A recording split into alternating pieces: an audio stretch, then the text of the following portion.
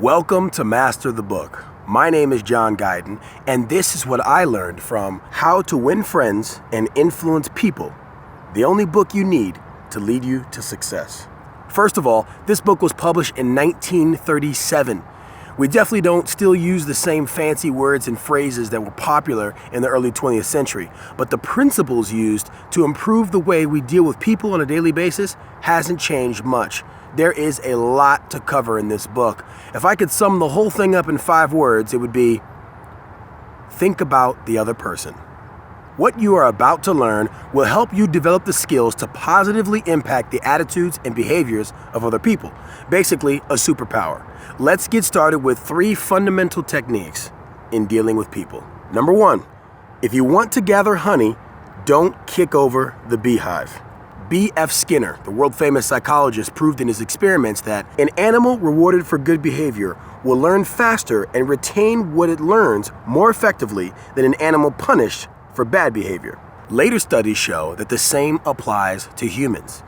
People are going to try to rationalize whatever it is that you're criticizing. It creates stress and resentment in any situation, not the right ingredients if you want to win friends and influence people, because as much as we thirst for approval, we dread condemnation. So instead, try to understand them. Work to figure out why they do what they do. Number 2, use the power of appreciation. John Dewey, one of America's most profound American philosophers, said that the deepest urge in human nature is the desire to be important. This is the desire that makes people want to buy more house than they can afford. It's the same desire that lures young people into joining gangs, and the same desire that makes people donate large amounts of money to charities doing good in the world. How you get your feeling of importance over time helps to shape your character. The way that you impact this same feeling in other people is with the power of appreciation. Show your appreciation in as many ways as you can, in sincere ways. Otherwise, it's just flattery, and that's not the same thing. The third fundamental technique in dealing with people is to activate in them an eager to want. There's only one way to get anybody to do anything, and that's to make them want to do it. That's influence. This strategy has been used for over 100 years, and I'm guessing that it's going to be used for 100 more. Talk about what they want and show them how to get it. Sounds simple enough, but like most simple things in life, it's not easy. There is no easy way. No matter what I do, somebody gets hurt. What do you want? What do you want? It's not that simple. What do you want? Damn it, what do you want? I have to go. A quote straight from the book says, "First, arouse in the other person an eager want. He who can do this has the whole world with him. He who cannot walks a lonely way." Okay, breaking that down into 21st century lingo, they're basically saying if you want someone to do something, find out why they would want to do it and communicate it in a way that appeals to their desires. Imagine a little boy who was not so fond of spinach.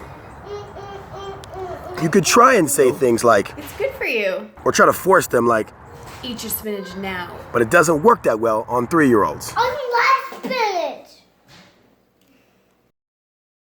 Instead, work to figure out why a 3-year-old would want to eat spinach. Better yet, why this particular 3-year-old would.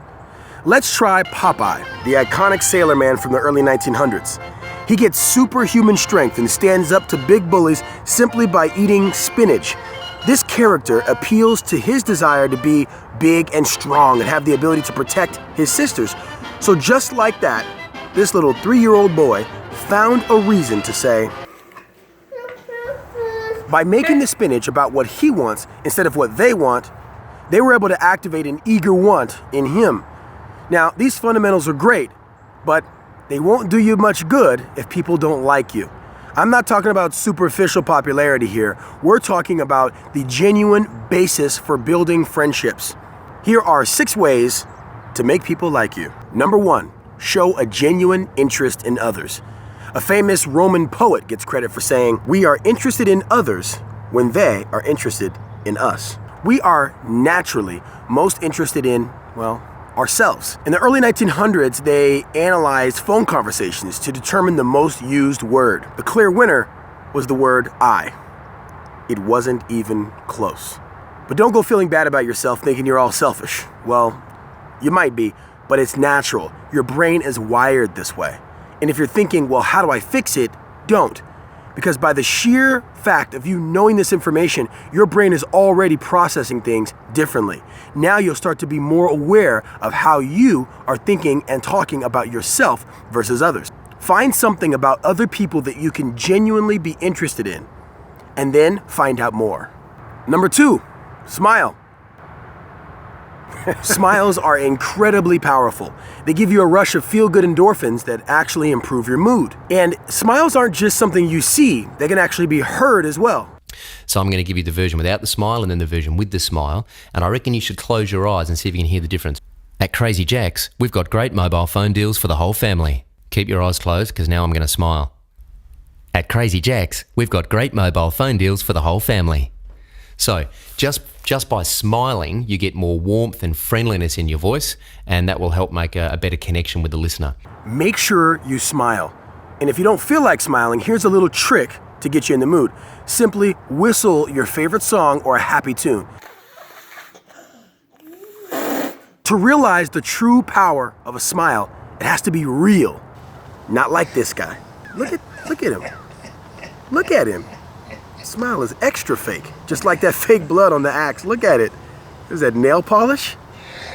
Okay, number 3, always use their name. When we meet somebody, we get their name, and then most of us lose it. Why are some of the most successful people in the world able to memorize thousands of people's names? They can meet somebody once, and then a year later, recall that person's name. Even remember facts or information about that person. It seems like magic or some sort of crazy trick, or you have to be a genius to do it.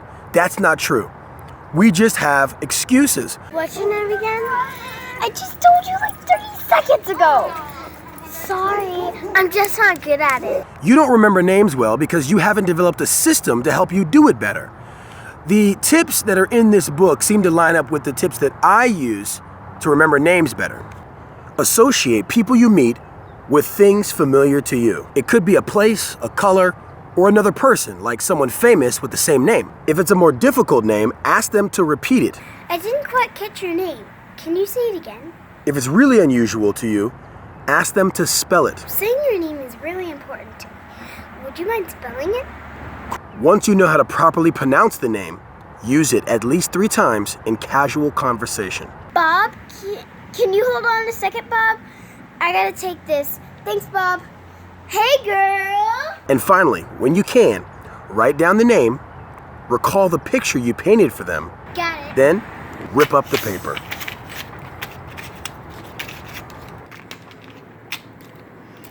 Keep working at it until you find a system that works well for you. It's worth the trouble. Okay, this sun's coming out, angle needs to change. Let's go ahead and change scenes. Okay, much better. Number 4 is to listen. And I mean really listen. Always be the best listener in the room, period. Now, you do that by asking questions that other people are excited to answer. Don't try and interrupt people with active listening in some desperate attempt to prove that you're a good listener. It doesn't work. Problem. So every time I try to get online, it's asking me for an admin password, but it shouldn't need a password to get onto the internet, and I should already have admin privileges on this computer. Okay, yeah, that makes sense. Did you get all that? If you're listening, really listening, because you're genuinely interested in the answer, you don't have to prove it. It will show, trust me. And also, don't think that finishing people's sentences either is a good idea. People don't like that. I think there's something wrong with your computer. No, my phone, actually. I can't seem update to the new OS, yeah. No, access. The internet. No, my Trade. mail. Got it. Okay, hopefully we're clear here. You have to be a good listener. But at some point, you're gonna have to say something. When you do, make sure you put it in terms of the other person's interests. Hate to ruin the flow again, but we're gonna have to move one more time. All right, that's better. So where were we? Okay, people are naturally drawn to the topics that interest them the most and the people that talk about them. Let's take cars, the broad topic like cars, for example. Now, If you're talking to a specific person, you want to figure out their perspective, how they think about cars and what interests them. It could be performance, it could be safety, or the cost. These factors are going to help determine how you talk about the topic of cars to that person to help it resonate the most with them. The sixth way to make people like you is to make them feel important. Remember that quote from earlier? The deepest urge in human nature is the desire to be important. You'll need special powers to make people feel important. The good news is you already have it. You just probably don't know what it is, or you don't know how to use it well. It's the power of appreciation. Not the word itself, but what it means. The recognition of the good qualities of someone or something. In other words, to increase the value of something by your focus on the good qualities it has. In no time, you'll be using this superpower, the power of appreciation, on a normal basis. There are things all around you to appreciate. Innovations that make your life easier. What it takes to make a glass, or the person who brought it to you. When a home appreciates in value, it's not always because of the material improvements of that actual home. Sometimes it's the things around the home, like a school with a great reputation, a new mall being built in the area, or some other outside force. You can be that outside force. When you show sincere appreciation to the people around you, you become the most likable person in the room. Okay, now let's talk about how to win people to your way of thinking. Here's some trivia. What is the only way to get the best of any argument? While you're thinking about the answer, let's talk about arguments. Now, you may be compelled even sometimes to punch holes in somebody's argument. You may have everything you need to win the argument, but winning the argument is more costly than you think. You see, every time you win an argument, you secretly lose that person's goodwill. And if you're looking to gain friends, if you're looking to influence that person, well, now you've just made that job 100 times harder. Here's a poem out of the book. Here lies the body of William J., who died maintaining his right of way. He was right, dead right, as he sped along, but he's just as dead as if he were wrong. You may think it's the right move to maintain your right of way, but think about what you really want to accomplish. Here's another rhyme from the book. A man convinced against his will is of the same opinion still. Oh, you thought those Facebook comments were changing lives one click at a time? Think again. Okay, back to the trivia question. What is the only way to get the best of any argument? The answer is to avoid it. Don't do arguments. Now, that doesn't mean you won't do disagreements. Disagreements are good. They're actually helpful. Here's some tips to keep it that way. First, welcome the disagreement. This is an opportunity to learn something. Be aware that our first natural reaction to a disagreement is to be defensive. Keep that in check. Control your temper. Losing your cool isn't going to do you any good in the friend department. Let them finish. No interrupting. When you do speak, start out with whatever it is you agree on. Be honest. Admitting mistakes on your part before they do is a great way to reduce defensiveness. It's a lot easier at this stage to agree, think about their points, and to study them. No one said it has to be resolved right now. Give both sides time to think things through. It'll give you time to reflect and prepare. But don't leave without thanking them. Anyone who takes the time to disagree with you are interested in the same things that you are. Think of them as people who really want to help you. And you just might turn your opponents into friends. Influencing people to your way of thinking means that you're either directly or indirectly starting from a place of disagreement. Let's make sure you have all the tools you need to navigate this situation like a pro. For example, what to do when the other person is wrong. Definitely not this. Wrong, wrong, wrong, wrong. Wrong, wrong, wrong, wrong. You're wrong, you're wrong, you're wrong. Announcing that they're wrong only puts them on the defensive and makes them want to dig their heels in even deeper. Why make things harder for yourself? If you're going to prove anything to anyone, don't let them know it.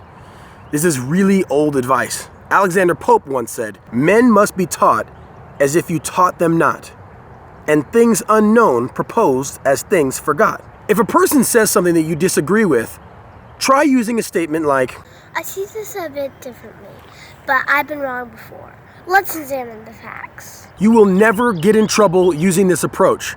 It disarms the other person, and in their subconscious, it gives them permission to be wrong as well. This is what you want. Let's go over it again. First, let them know you see things differently. Then, follow it up with a statement that makes you human and shows that you're capable of making mistakes. Then, invite them to get the truth together. If it turns out you're right, don't ruin it by rubbing it in their faces. And if you're wrong, admit it. Fast. Don't waste any time. Jump right out there and say it so they don't have to. One of the keys to a productive conversation is how you start. It's critical, especially in a disagreement. When you put out negative energy, it's almost certain that you're gonna get some back, and it's usually never good.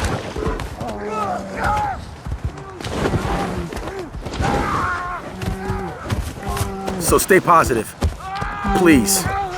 Look, it's naive to think that everyone is gonna react to you favorably. But by using these techniques, you're going to drastically improve the way that people react to you.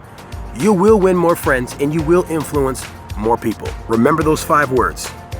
Think about the other person. I hope this was helpful for you. I'm John Guydon, and this is Master the Book.